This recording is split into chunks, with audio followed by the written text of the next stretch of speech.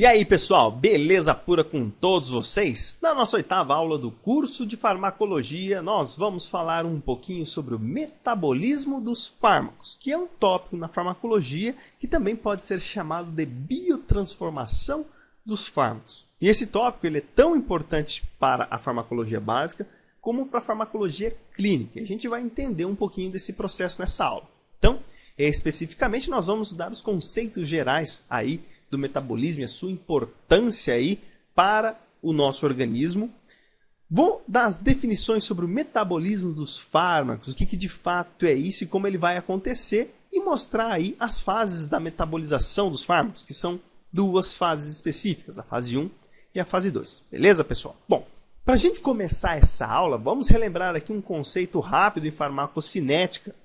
Para os fármacos que necessitam ter ação sistêmica, alguns eventos precisam ocorrer. O primeiro de todos é a absorção do fármaco. Tá? Então, o fármaco ele foi administrado, passou pelo trato gastrointestinal e foi absorvido. Caso isso seja por via oral. Ou pode ser também aplicado diretamente aí na corrente sanguínea do indivíduo, e aí essa etapa já cai diretamente para a distribuição. Então, o fármaco estando no sangue, ele vai se distribuir por todo o nosso organismo. Aí ele vai ter a sua ação específica, na qual ele é destinado para ter a sua ação. Ele vai se distribuir por todo o corpo, mas vai ter um efeito específico na onde está ocorrendo um processo alterado. Isso não significa que não vai ter outras funções nos processos que estão regulados, mas ele vai ter a sua ação de um jeito ou de outro. Vai ser metabolizado e, por fim, vai ser eliminado. Tá, ok? O que eu quero chegar com vocês para metabolização? Para a gente entender bem esse evento, a gente tem que pôr na nossa cabeça que os fármacos são xenobióticos, ou seja, são compostos químicos que não são bem-vindos no nosso organismo, ou seja, não fazem parte da nossa nutrição, não fazem parte dos componentes metabólicos do nosso organismo. Então, dado que os fármacos não são componentes do nosso organismo, a maior parte deles, o nosso organismo vai fazer de tudo para poder eliminar esses fármacos. Então, ele vai lançar esses fármacos diretamente para o fígado, que é o principal órgão metabolizador dos fármacos. E aí, o papel do fígado é aumentar a hidrofilicidade dos fármacos, para que eles sejam mais facilmente eliminados pelos rins.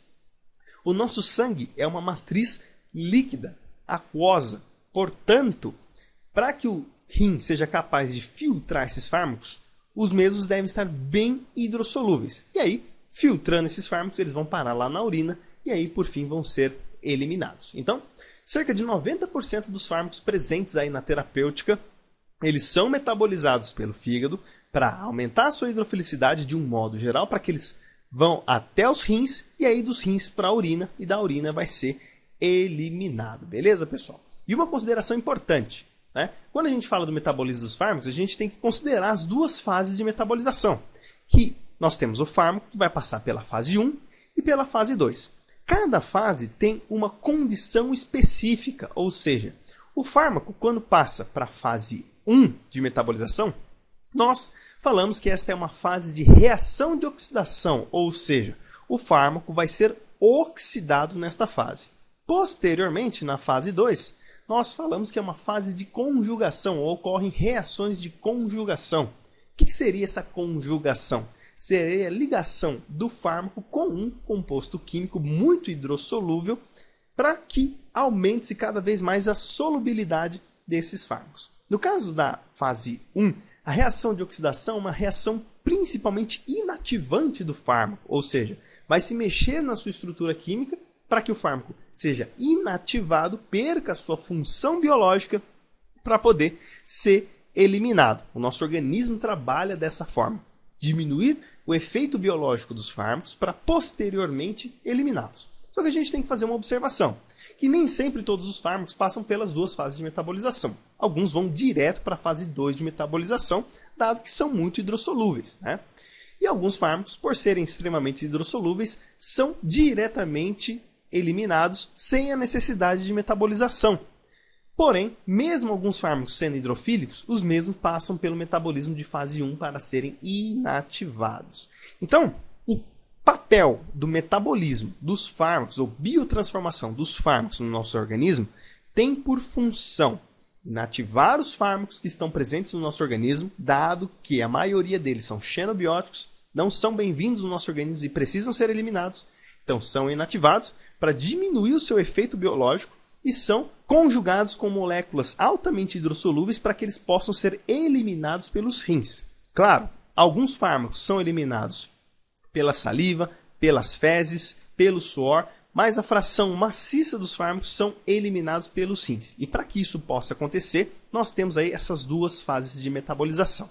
Beleza, pessoal? Bom, então vamos começar falando aqui então das fases especificamente, começando pela fase 1, que é a fase de oxidação. A gente pode dizer que essa fase corresponde aí às enzimas metabolizadoras de fármacos que pertencem à família do citocromo P450, ou seja, existem grupos de enzimas presentes no fígado que são específicas para realizar esta fase de oxidação. E elas são pertencentes a essa família do citocromo P450.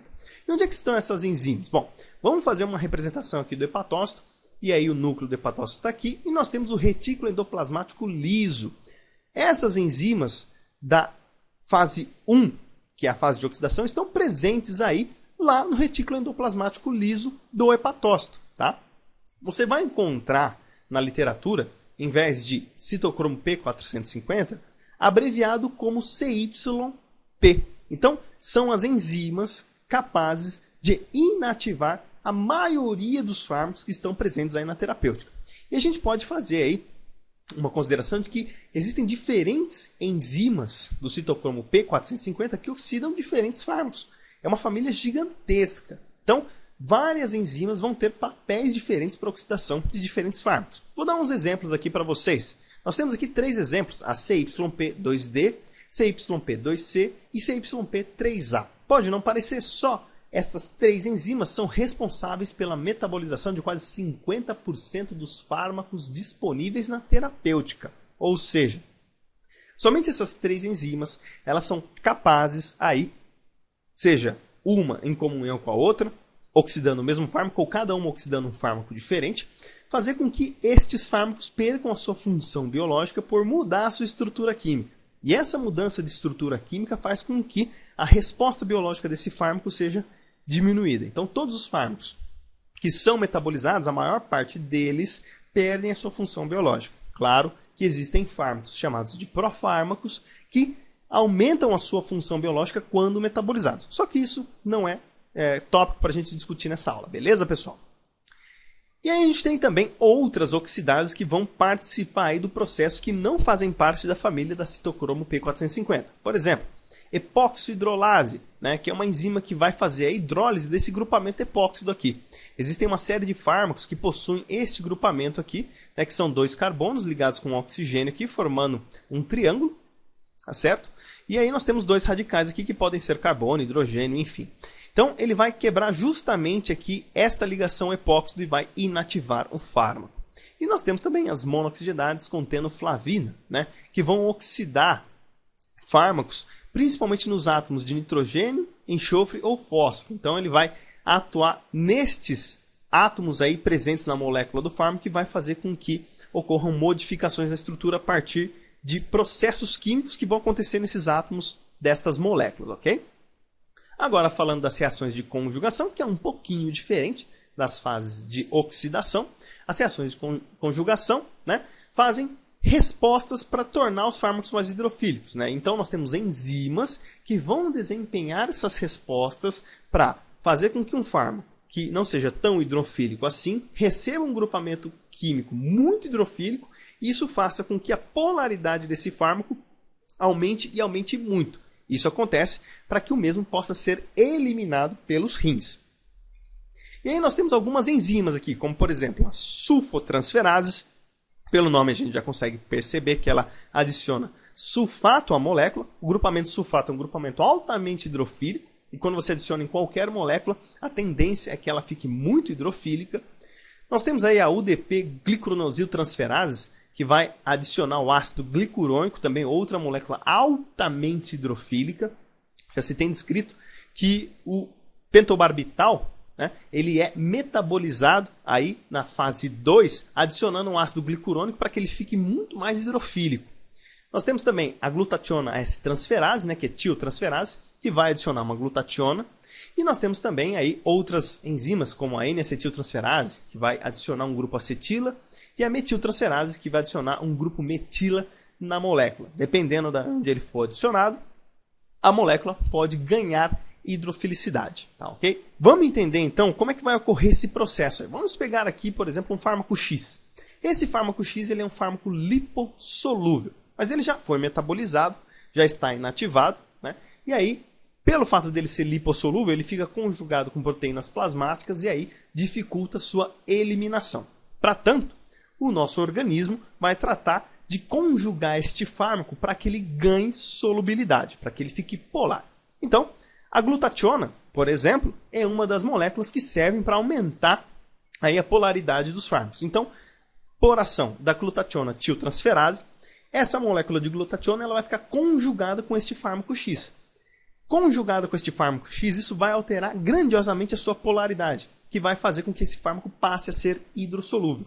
E aí, ele estando hidrossolúvel, é muito mais fácil para que ele possa ser filtrado lá pelos rins, para que ele possa ser eliminado, tá ok? Existem uma série de considerações que a gente pode fazer também sobre o metabolismo, sobre a ativação ou inibição de enzimas do metabolismo, né, frente a processos de interações farmacológicas, aumento ou diminuição da concentração de um fármaco, dependendo da velocidade ou da capacidade de uma enzima em oxidar um fármaco. Isso é muito importante quando a gente estuda interações medicamentosas, mas a gente não vai tratar com detalhes aí nessa aula, beleza, pessoal? Bom, então, essas foram as referências que eu utilizei para essa aula, espero que vocês tenham gostado. Se vocês gostaram, não esquecem nunca do joinha e de compartilhar esse vídeo. E participa também aqui do canal do YouTube, se inscrevendo aqui embaixo aqui. E não esquece de participar também lá do grupo da página da Escola de Ciências da Vida no Facebook. Também participa do canal do YouTube e da página dos nossos queridos parceiros, o professor Rogério Gozzi, nosso querido amigo Diego Barros, lá do Medicina Resumida, e o Kainan Max, do canal de Biociências. Como sempre, todas as informações estão aqui no descritivo desse vídeo. Beleza, pessoal? Então é isso aí, forte abraço a todos, fiquem com Deus e até os próximos vídeos, se Deus quiser.